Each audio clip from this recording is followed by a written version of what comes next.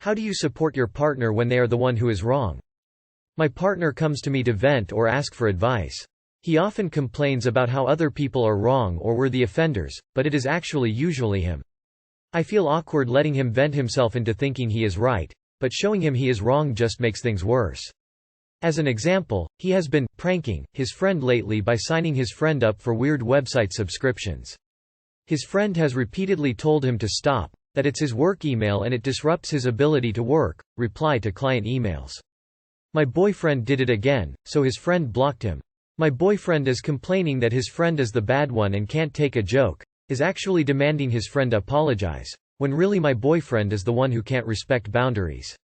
Or another time my boyfriend ordered a new dish at a restaurant. He didn't read the description and became upset that it had beans. He complained to his family the next day about how bad the restaurant was and how incompetent the waiter was. His family told him to leave a negative review. The whole time I know he just didn't read the menu. You shouldn't support people like that. Lying would be easier, but I love you too much to lie to you when I believe you are in the wrong. What are you doing with this guy? You don't support them, and if holding them accountable for their actions makes things worse, then you leave. He isn't the end all. Be all of partners, and someone who acts like that won't and never will respect you. The way someone treats others, sooner or later they'll treat you that way. Red flag. And his behavior is called defensiveness, easy to Google. It's one of the top 4 reasons why relationships end badly. And by humoring his bad behavior you're sending him the message that his behavior is okay with you. So your silence is actually contributing to the problem. Do with this info as you see fit. How are you attracted to this person? I get an erection whenever my girlfriend cuddles up to me. It's not a sexual thing, it's just that guys get erections sometimes, but it's annoying me that I get one whenever she cuddles up to me. Does anyone know what I can do to help this? My boyfriend gets a raging erection if I kiss him for longer than 5 seconds. We have been together for almost 3 years. It might be a bit annoying for him at times, but I personally think it's so sweet and flattering that no matter what I look like he still wants and desires me like that. Maybe I'm just a weirdo, but fuck does it do wonders for my self-esteem. No idea how go help unfortunately, but I don't think it's a bad thing. I'm old, you lose track after the first couple of thousand years as that area of the brain gets filled with slang changes, and this still happens sometimes when I cuddle up with my wife of 20 years. You're young. At the moment she's new and exciting, so this will happen more. Over time it'll happen less, but it's still going to happen. You want to stop a biological thing that happens when you're attracted to someone, then you can't be with someone you're attracted to. And even then you're gonna find the thing poking its head up during cuddles and wondering why it's so warm all of a sudden. Not only I don't think there is much you can do, but I cannot see why you should. What is the problem with getting an erection? I take it you are in your teens. This is perfectly natural and will stop as you age. Enjoy it while it lasts. My ex used to always say just looking at me gave him an erection, and he was never kidding. Kissing him, forget about it, stiff as a board. Cuddling always turned into sex. I absolutely loved it. Enjoy it while you're young. We had many issues, which is why he is my ex, but him getting turned on was never one. If I'm honest, I miss that kind of attention. It felt amazing. Earlier today, I kissed my BF, not even full make-out, just cute little pecks, and I noticed he got hard. I make fun of him in a, "Ah, you like me." If anything, I feel flattered he gets hard from kisses. Maybe ask her if she feels uncomfortable. I, 28 female, found pics of my man, 32 male, in my lingerie 2 days after I gave birth. I really don't know how to approach this. Our twins are still in the NICU. We have a blended family of 5 kids combined. I feel he will get extremely defensive if I tell him what I saw in his phone. Please help. All advice welcome. I don't know what to do. Edit. I also found that he was talking to a female escort who ended up being in Tennessee after posting this. Timing is right after I think he was talking to a man and posing in my lingerie. That's not where we live, so the conversation seemed to end with asking for prices of content that she offered, but I don't see anything else saved. It was through Snapchat. I'm devastated mostly because of the fact I have 2 premature babies coming home soon and I am not working. If things were different I would know exactly what I need to do, but this is so devastating that I'm frozen. We are always together and he's constantly on the phone with me while at work, and if he goes out, which has been rare during the pregnancy and birth, he checks on me hourly. The problem isn't him having a lingerie kink. The problem is him talking to an escort behind your back. The escort part of the story, sis. He's talking to escorts and you decide that him wearing lingerie is the problem? Apparently he's talking to escorts and you took that part out of your post. Should that alone be a red flag? And why you trying to hide it? Where in the post says he reached out to escorts? Like others said, I truly wish I would have found out my ex used my boxers instead of cheating on me, cheeky smiley face. A relationship should be strong enough to talk about these things. Why were you going through his phone though? Surely not by accident.